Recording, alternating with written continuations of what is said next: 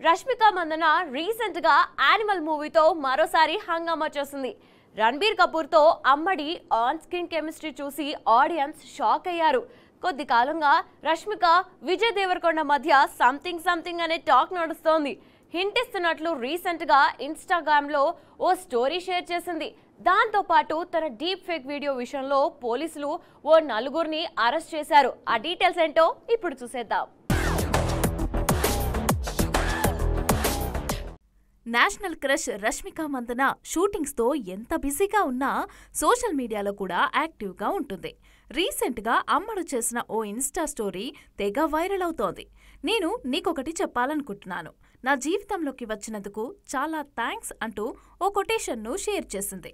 Rowdy star Vijay Devarakonda గురించే రష్మిక ఈ secret post చేసిందనే comments మాత్రం కాస్త గట్టిగానే వినిపిస్తున్నాయి. వీళ్ళిద్దరి రిలేషన్ గురించి కొద్ది కాలంగా రకరకాల వార్తలు వస్తూనే ఉన్నాయి. కానీ ఎవరూ రెస్పాండ్ కాలేదు.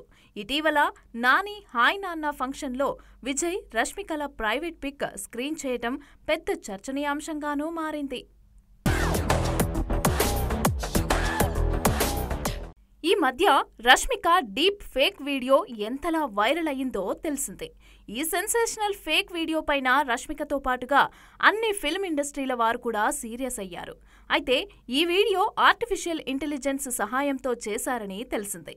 పోలీసులు ఈ మార్ఫింగ్ వీడియో పైన కేసు నమోదు చేసి విచారిస్తున్నారు. రీసెంట్ గా ఈ డీప్ ఫేక్ వీడియో కేసులో ఢిల్లీ పోలీసులు నలుగురిని అదుపులోకి తీసుకున్నారు. ఆ నలుగురు ఈ వీడియోను అప్లోడ్ చేసినట్టు గుర్తించారు.